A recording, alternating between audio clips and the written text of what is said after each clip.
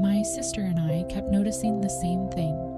Every woman who visited our neighbor left looking completely dazed. We had questions, so we went over to introduce ourselves. And the second he opened the door, we knew he wasn't surprised to see us. Before we start, if you're a regular here and enjoy these stories, take a second to like and subscribe. It's the simplest way to support the channel, and I truly appreciate it. Thanks for being here. Let's begin. It was late, and I was about to head upstairs when something caught my eye through the front window. Just across the street, his bedroom light flicked on, and he wasn't alone. I stopped mid-step, one hand still on the banister. A woman stood near the window, already halfway undressed. Her dress slipped off her shoulders like it had happened 100 times before. She leaned into him, hands on his chest, while he just stood there, calm and still, like he had all the time in the world. "Claire," I called, my voice low but urgent. "You need to see this." She wandered in with a blanket wrapped around her, hair messy from the couch. "What?" I pointed without turning. "He's at it again," she sighed. "Ava, come on." "No, seriously, look." She stepped beside me, hesitant, but when she glanced out the window, her eyes widened. Through the glass, we could see everything. Her back was against the wall now, his hand braced beside her head. He leaned in, whispering something. She laughed, then went quiet as he slowly lifted her thigh, guiding her closer. Claire covered her mouth. "We shouldn't be watching this." "And yet," I said, grinning. We both stayed there, motionless, pressed close to the window like teenagers spying on something we weren't supposed to see. He moved slowly, like he'd done this 1,000 times, like her reactions didn't surprise him anymore. She clung to him, her head rolling back, her legs shaky before she even moved. When he turned her around, she held the window frame like it was the only thing keeping her steady. Claire shifted. "Is that the same girl from last week?" "Nope," I said. "That's a new one. 5th, maybe 6th this month." Claire shook her head, but her eyes didn't leave the window. "That's insane." "I'm telling you," I whispered. "They come in confident, laughing, flirting, and leave looking like they've just been through something they'll never forget." We watched her tense again. Her mouth dropped open, jaw slack, eyes fluttering. He barely moved, but whatever he was doing had her holding on like her whole body was reacting to it. Claire turned away, flustered. "Okay, that's enough." I didn't move. "You can't tell me you're not a little curious." She sat down on the armrest, clutching her blanket tighter. "I mean, he is kind of impressive." "Kind of," I said. "That man is a walking mystery. Mid-50s, barely says a word, never brags, and somehow has every woman in this neighborhood leaving his place like they just stepped out of a dream." Claire bit her lip. I smiled. "I want to know what that's like." She laughed, nervously. "You're not serious." "Oh, I'm very serious. Not tonight," I added. "But tomorrow, I might go over there, say hi, introduce myself." "You're going to what? Knock on his door and ask for a sample?" "Maybe I'll borrow sugar," I said, grinning. "Or ask if he needs help carrying something heavy. Whatever works." Claire stood, blanket still clutched tight. "You're out of your mind." "I know," I said, but admit it, you're wondering too." She didn't answer, just pulled the blanket tighter and looked away. I woke up the next morning with one thing still stuck in my head. Him. No part of me felt guilty about watching. If anything, I was more curious than ever. What was it about him that left every woman completely shaken? Claire, on the other hand, acted like last night hadn't burned itself into her brain too. She was still in her pajamas, curled up on the couch with a bowl of cereal like nothing had happened at all.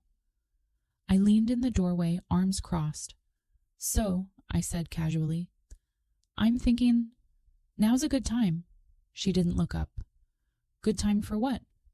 "You know what?" She sighed, already bracing. "You were serious?" "Completely." "Ava," she groaned, "you cannot just knock on some man's door because you liked what you saw through his window.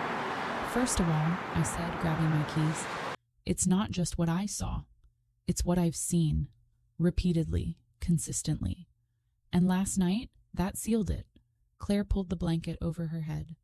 I'm not going. You don't have to do anything, I said. Just come with me. Back me up. Maybe pretend I'm borrowing something.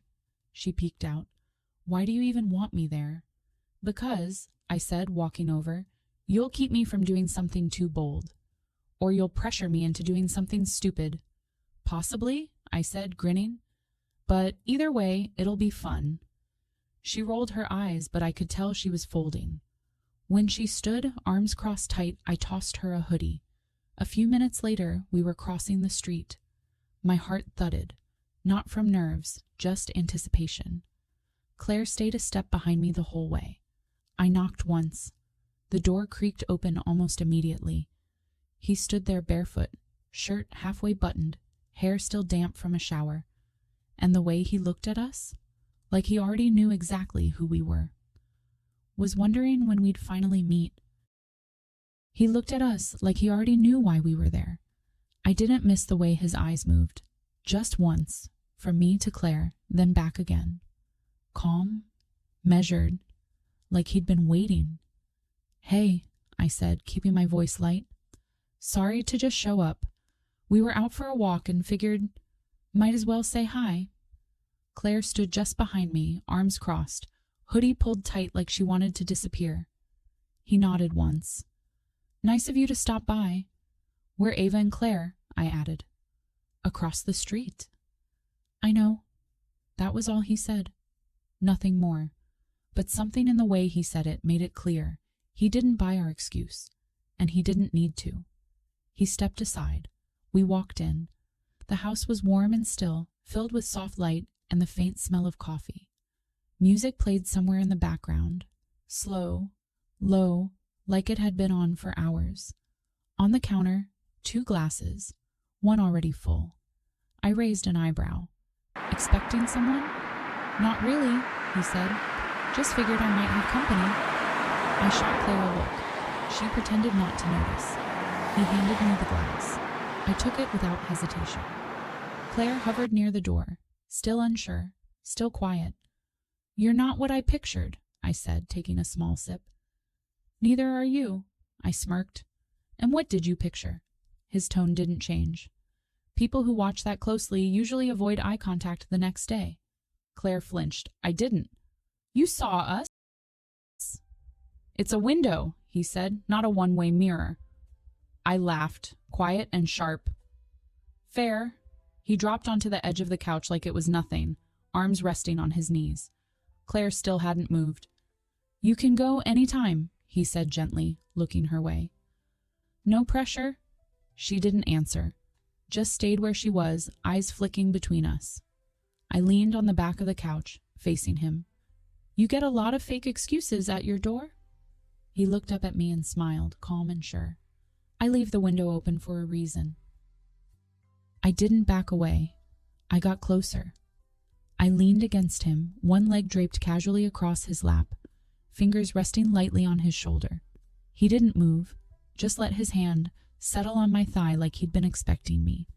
Claire's voice cut through the quiet. You're actually doing this? I looked over at her, still standing near the door. You act like I dragged you here. You kind of did. Then go, I said simply. Or stay and admit you're not just here for me. She shook her head. He's a stranger, Ava. Number.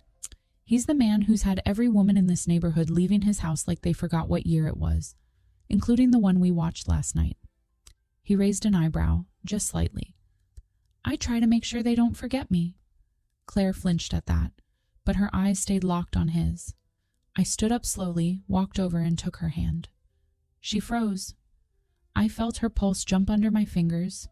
You don't have to do anything, I said quietly, but don't lie to yourself either. Then I guided her forward, step by step, right in front of him. He looked up at her, calm, steady, unreadable, then leaned in and kissed her. Claire let out a shaky breath when his mouth touched hers, but after a heartbeat she pulled back. Her face flushed. I didn't hesitate. I stepped in, brushing past her, and kissed him with full intent. No guessing, no pause. I made it clear what I wanted. His hands moved to my hips, steady and deliberate. When I leaned back, neither of us said a word. I reached for the hem of my dress, and he mirrored me. We slipped out of them like it wasn't the first time we'd done this with someone. Then I moved closer, hands still resting on him. His breathing shifted. I took my time, tracking every change in his body, the way his shoulders tightened, how his grip tensed slightly against the cushion. I wanted to feel everything he was holding back. Behind me, something changed. He looked past me and offered a hand. Claire stood there, still holding her dress like a shield, hovering between stepping forward and walking out. He didn't say a word, just nodded. Claire moved toward us, slow, cautious, but not resisting. He kissed her again, softly this time. She didn't pull away. His hand slid behind her neck, grounding her, while his other hand helped ease the dress from her shoulders. It dropped without a sound, and her breath followed. I kept going, letting the rhythm guide me. Claire joined me on the floor, still hesitant, until he touched her cheek, guiding her with calm certainty. Our hands brushed briefly, both of us focused on the same purpose. She was slower, more tentative, but growing bolder with each movement. When his head tipped back slightly, I knew we were making progress. Then he spoke, voice low and steady. "Both of you." Up we stood together. He slid further into the couch, arms resting wide. I climbed onto the cushions, straddling him slowly, and shifted until I was exactly where I needed to be. The moment his lips met my skin, my grip tightened. His movements were deliberate, focused, unrushed, endlessly skilled. I tilted my head back, breathing through it. Claire lowered herself again, and I glanced down as she picked up where I'd left off. Her hands found their rhythm, growing more confident as I guided her gently. We moved together with shared purpose. His attention didn't falter. Every motion built on the last, sending waves through my legs, tightening everything in me. My balance wavered, but I didn't want him to stop, not when he was this close to undoing me. Then Claire inhaled sharply. He touched her, encouraging her up. She stood and let him guide her into his lap. His hand steadied her at the waist. I stepped back, brushing a hand along her spine as she settled above him. She closed her eyes and let gravity do the rest. She shifted slowly, adjusting with each motion. His hands supported her, one at her back, the other bracing her hips. Her breath turned uneven, her focus locked on him. She leaned in, gripping his shoulders for balance as her movements grew stronger. Then her body tensed. Her head fell against him, her back arching just enough to show us everything we needed to know. She didn't speak. She didn't need to. He held her a moment longer, then stood with her in his arms and carried her to the cushions, lowering her with care. Then he turned to me. I was already ready, facing away, breath already shallow. He stepped behind me and took hold, guiding us into a rhythm that took over without hesitation. His hands were sure, his pace steady but firm. Claire lay nearby, watching through half-closed eyes, still catching her breath. I smiled at her. Then the pressure shifted. I gasped, grabbing at the couch for balance. Every second pulled me deeper into it. He knew where to go, how to keep me right on the edge. When he angled just right, my back arched and everything inside surged forward. It hit fast and clean, shaking through me. I leaned forward, eyes shut, barely held together by the pace he kept steady. Still, he didn't slow down. If anything, he was just getting started. He turned to Claire, gently lifting her once again, and laid her flat. She barely had a second before he joined her, moving with even more urgency. I knelt beside them, wiping the sweat from her brow, trailing light kisses along his shoulder and chest. Claire's hand searched for mine. I held it tight. She moved with him again, and faster this time. Her body responded easily, rising to meet him. She gripped the cushions. Her breathing shifted. Her reaction grew stronger with each moment, building, not stopping. I watched her closely, amazed. He kept going, focused, fierce, somehow tireless. His stamina didn't just impress, it overwhelmed. It felt like he could keep going forever, and part of me believed he might. At last, he let out a quiet breath against her neck as he reached his limit. Claire lay completely still, chest heaving. I curled up beside them, brushing strands of hair from her forehead, my own body still buzzing. Then I leaned closer and whispered with a grin, "Still think it was a bad idea?" "Before you leave, tell me, if two sisters showed up at your door like that, what would you have done? Be honest. Drop it in the comments, I want to know. And while you're here, like, subscribe, and turn on notifications so you don't miss what's next. Thanks for watching.